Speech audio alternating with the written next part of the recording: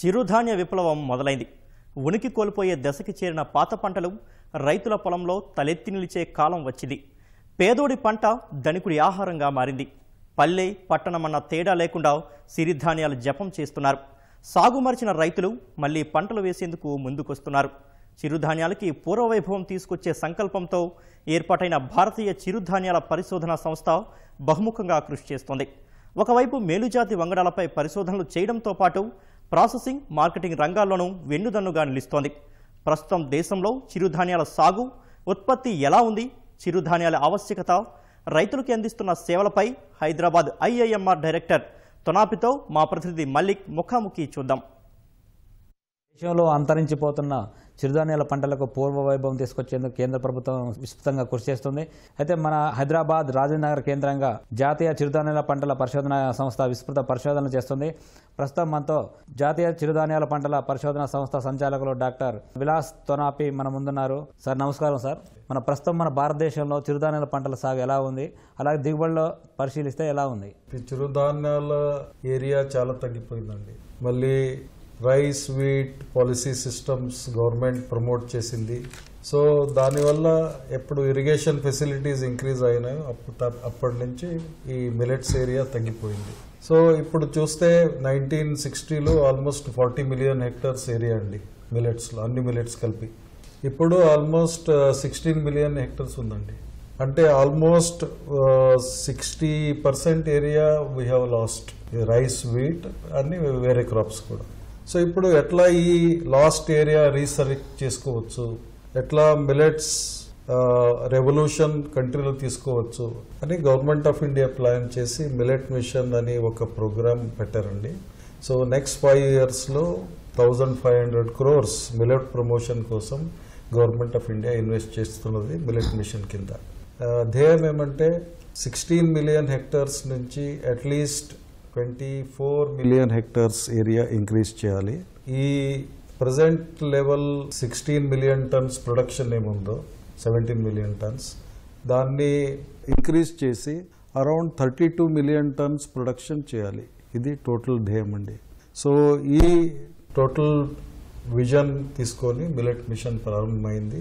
60 దశకంలో విజయవంతమైన హరిత విప్లవం నేపథ్యంలో మారిన పరిణామాల నేపథ్యంలో అసలు చిరుధాన్యాల పంటలు రైతులు వదిలేయడానికి గల కారణాలు ఏంటి?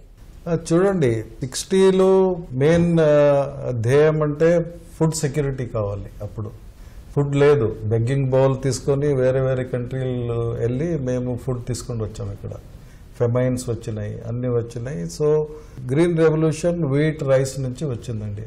మళ్ళీ irrigation facilities, excess use of fertilizers, pesticides, even soil health degradation we have seen from 60s నుంచి ఈ వరకు చూసామండి. ఇప్పుడు మెయిన్ ప్రాబ్లం అంటే న్యూట్రిషన్ సెక్యూరిటీ. మాకు ఫుడ్ ఉంది తినడానికి, మరి న్యూట్రిషన్ లేదు. సో అందుకే మిలెట్స్ చాలా ఇంపార్టెంట్ అండి. సో మిలెట్స్ మెయిన్ స్ట్రీమ్ చేస్తే అర్బన్ పాపులేషన్, రూరల్ పాపులేషన్ ఈ బోత్ కేటగిరీలు కూడా మాల్ న్యూట్రిషన్ ఆల్మోస్ట్ 60% ఉంది. సో ఫార్మర్ ఎవరు ఇది గ్రో చేస్తున్నారో అది మార్కెట్లో సేల్ చేస్తున్నారు, తినట్లేదు.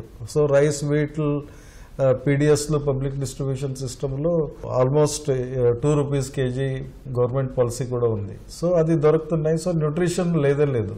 అగైన్ అర్బన్ పాపులేషన్లో life style problems are there, time లేదు ఎవరికి. So we are going for fast foods and convenient foods. So rice, wheat ఎక్కువ తింటున్నాం. సో రైస్, వీట్ కావాలి మాకు, బట్ న్యూట్రిషనల్ బ్యాలెన్స్ చాలా ఇంపార్టెంట్. అందుకే వెరైటీ ఫుడ్ మా 1 week డయట్లో ఉంటే అట్లీస్ట్ 30 to 40% మిలెట్స్ ఈ డయట్ పార్ట్ ఉంటే న్యూట్రిషన్ సెక్యూరిటీ చాలా మంచిగా ఉంటుందండి. రాగులు, కొర్రలు, సజ్జలు మినహాయిస్తే మిగతా మైనర్ మిల్లెట్స్ అంటే మన సమాజంలో ఉనికి కోల్పోవడానికి గల కారణాలు ఏమంటారు? చూడండి, మిలెట్స్ 2 గ్రూపుల్లో విభాగం చేసుకోవచ్చు. మేజర్ మిలెట్స్ అంటే జొన్నలు, రాగి, సజ్జలు. సో 16-17 మిలియన్ టన్స్ ప్రొడక్షన్లో ఆల్మోస్ట్ 14 మిలియన్ టన్స్ ప్రొడక్షన్ ఈ 3 క్రాప్స్ నుంచి వచ్చేస్తుంది మిలెట్స్లో. Small millets entire put together around 2 million tons. So ఇప్పుడు న్యూట్రిషనల్ డెన్సిటీ ఈ స్మాల్ మిల్లెట్స్లో చాలా ఎక్కువ. సో ప్రాబ్లమ్స్ కూడా చాలా ఉన్నాయి. అన్ని స్మాల్ మిల్లెట్స్ రైస్ లాగా ఉన్నాయండి. సో ఇప్పుడు రైస్ సిస్టమ్ మీరు అనలైజ్ చేస్తే రైస్ మిల్స్ ఆల్మోస్ట్ ఎవ్రీ ప్లేస్లో ఉన్నాయండి. ఇప్పుడు మిల్లెట్స్ మీరు ప్రాసెస్ చేసుకోవాలంటే మిల్లెట్స్ మిల్ కావాలి. మిల్లెట్స్ మెషినరీ స్కేర్సిటీ ఉంది, ఫార్మర్స్కి దొరకట్లేదు. సో ఇప్పుడు మిడిల్ మ్యాన్ అదని ప్రొక్యూర్ చేసి మార్కెట్లో ఎక్కువ ధరలు అమ్ముతున్నారు. ఫార్మర్స్కి ప్రాఫిట్ దొరకట్లేదు. అందుకే ఈ మిల్లెట్ మిషన్ ఆధ్వర్యంలో ఒక సపోర్ట్ ఫార్మర్కి దొరకాలి. అది collective farming farmer producer organisation organise చేసి వాళ్ళకి ఫార్మ్ గేట్లో విలేజ్ క్లస్టర్లోనే మెషినరీస్ ఫ్రీగా ఈ గవర్నమెంట్ ఇవ్వడానికి ప్రాధాన్యం ఉంది. సో అదే ఈ ఇంప్లిమెంటేషన్ నెక్స్ట్ 2 yearsలో అయితే millet promotion, millet production, processing, farmer profitability అన్ని అడ్రస్ చేసే అవకాశం ఉంది. చిరుధాన్యాల పంటల సంబంధించి దిగుబడులు పెంచేందుకు నూతన వంగడాలు ఏమైనా మనకు అందుబాటులో ఉన్నాయా? చూడండి, నూతన వంగడాలు చాలా ఉన్నాయండి. ఎందుకంటే ఈ Indian Institute of Millets research, మా ప్రాజెక్ట్ కోఆర్డినేటింగ్ యూనిట్స్, జొన్నలు, సజ్జలు, మళ్ళీ స్మాల్ మిల్లెట్స్ 3 కోఆర్డినేటింగ్ ప్రోగ్రామ్స్ అన్నీ కలిపి చూస్తే జొన్నలు ఇప్పుడు వరకు మేము 40 high yielding hybrids, 40 high yielding varieties, not only grains, మళ్ళీ fodder, biofuel, sweet sorghum, multicut forage అన్ని రకాల జొన్నలు పరిశోధన అయిందండి. ఇప్పుడు చూడండి, ఎవరేజ్ ప్రొడక్టివిటీ ఆల్మోస్ట్ 1/2 ton అప్పుడు 1960లో. ఇప్పుడు అన్ని కలిపి డ్రైల్యాండ్ సినేరియో మీరు తీసుకుంటే ఆల్మోస్ట్ 1.5 to 2 tons వరకు ప్రొడక్టివిటీ పెరిగింది. అంటే 56 to 63% ఏరియా డిక్లైన్ అయింది, బట్ 228% ప్రొడక్షన్ పెరిగిందండి. సో సిమిలర్లీ బాజ్రా, సజ్జలు, స్మాల్ మిల్లెట్స్లు కూడా హై ఈల్డింగ్ వెరైటీస్ మేము డెవలప్ చేశాము. ఆ సీడ్ ఫార్మర్స్కి అందిస్తున్నాము. అందుకే ప్రొడక్టివిటీ ఎక్కువైంది. 16 million ఏకర్స్ ఏరియాలో ఆల్మోస్ట్ 200% ఎక్కువ ప్రొడక్షన్ చేస్తున్నాము. అంటే ఇది వెరైటల్ ఇంపాక్ట్. ఇది achievement of ICR, national agriculture research system, universities అన్నీ కలిపి ప్రయత్నం చేశామండి. సో ఈ ఇంపాక్ట్ నుంచే ఇప్పుడు ఈ ప్రొడక్షన్ ఈ లెవెల్ ఉంది. ఈవెన్ ఇఫ్ 60% ఏరియా తగ్గిపోయింది కూడా. సో మిల్లెట్స్ తింటే గ్లైసెమిక్ ఇండెక్స్ తక్కువ ప్రమాణంలో ఉన్నది. ఈ షుగర్ రిలీజ్ కూడా చాలా స్లోగా ఉంటుంది. సో అందుకే ఈ మిల్లెట్స్ చాలా ఆవశ్యకం. ఈ లైఫ్ స్టైల్ డిసీజెస్ ఒకే ఒక ఆన్సర్ అంటే మిల్లెట్స్ అండి. ఈ రోజులో మార్కెట్లు కూడా రకరకాల వాల్యూయేటెడ్ ప్రొడక్ట్స్ కూడా వస్తున్నాయండి. సో మీరు ట్రెడిషనల్గా కూడా రైస్, రోటీ, దోశ, ఇడ్లీ ఇట్లా తినవచ్చు. లేకపోతే ready to eat, ready to cook foods available ఉంది. టైం లేకుంటే ఇమీడియట్గా తయారు చేసి తినవచ్చు. సో ఈ విధంగా ఈ లాస్ట్ 15 yearsలో Indian Institute of Millets Research almost ఇప్పుడు 60-70 ఎంటర్ప్రెన్యూర్స్ రెడీ చేసిందండి. సో అండ్ మార్కెట్ కూడా ఇప్పుడు ఆల్మోస్ట్ 200% ఇంక్రీజ్ అవుతున్నది. సో బై 2020 ఆల్మోస్ట్ 1,36,000 crore వరకు బిజినెస్ ఆపర్చునిటీ ఉన్నది. ఎక్స్పోర్ట్ ఆపర్చునిటీ కూడా చాలా ఎక్కువ. ఎందుకంటే ఇవన్నీ మిల్లెట్స్ గ్లూటెన్ ఫ్రీ గ్రెయిన్స్ ఉంది. అంటే మారుతున్న వాతావరణ పరిస్థితుల నేపథ్యంలో అంటే దేశవ్యాప్తంగా చిరుధాన్యాల పంటలు సాగు విస్తీర్ణం పెంపొందించేందుకు కేంద్ర రాష్ట్ర ప్రభుత్వాలు అవలంబిస్తున్న పథకాలు ఏంటి?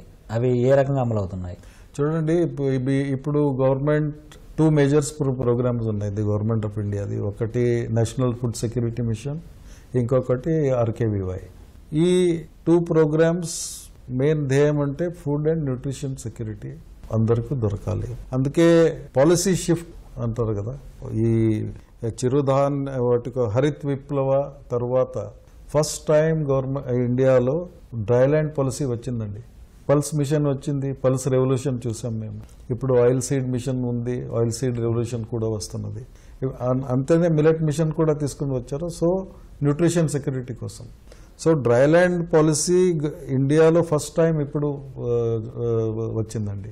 సో గ్రీన్ రెవల్యూషన్ ఎట్లా ఒక విప్లవం చేసిందో అదే మాదిరిగా ఈ మిల్లెట్స్ కూడా ఆయిల్ సీడ్స్, పల్సెస్ అన్నీ కలిపి ఒక డ్రైల్యాండ్ విప్లవం రెవల్యూషన్ ఇప్పుడు తీసుకొని వస్తున్నామండి. ఇప్పుడు ఈ మిల్లెట్ మిషన్ కింద వాల్యూ చైన్ ఎస్టాబ్లిష్మెంట్ అవుతుందండి. Seed to market, quality seed ఫార్మర్కి దొరకాలి. సో క్వాలిటీ సీడ్ దొరికితే ఇన్సెంటివైజేషన్ ఆఫ్ కల్టివేషన్ అవుతుందండి. ఇన్సెంటివైజేషన్ అయితే దెన్ ప్రాఫిటబిలిటీ ఇంక్రీజ్ అవుతుంది. Then package of practices farmers will use. తర్వాత ప్రాసెసింగ్, ఇప్పుడు కలెక్టివ్ ఫార్మింగ్ అయితే ఫార్మర్ ప్రొడ్యూసర్ ఆర్గనైజేషన్ ఒక పాయింట్ ఇప్పుడు రిమెంబర్ చేసుకోవాలి. మేము government of India millet mission కింద ఫార్మర్ ప్రొడ్యూసర్ ఆర్గనైజేషన్ రిజిస్టర్ చేసి ఈవెన్ ప్రాక్టికల్ వర్క్ వరకు అన్ని ఎక్స్పెండిచర్ భరుస్తుందండి. Farmers need not have to pay anything. అంటే సాధారణంగా చిరుధాన్యాలు అనగానే ప్రాసెసింగ్ అనేది పెద్ద సమస్యగా మారింది. అయితే రైతు ఇంటి వద్దనే ఏమైనా ప్రాసెసింగ్ చేసుకునే యంత్రాలు అందుబాటులో ఉన్నాయా? అవి ఉంటే ఎన్ని అంచెలో చేసుకోవచ్చు? రోజుకి ఎన్ని టన్నుల సామర్థ్యం కలిగి ఉంటాయి అవి? ఇప్పుడు ఒక చిరుధాన్యాలకి వేరే వేరే machines we cannot use. Okay machine అన్ని చిరుధాన్యాలు ప్రాసెసింగ్ చేయాలి.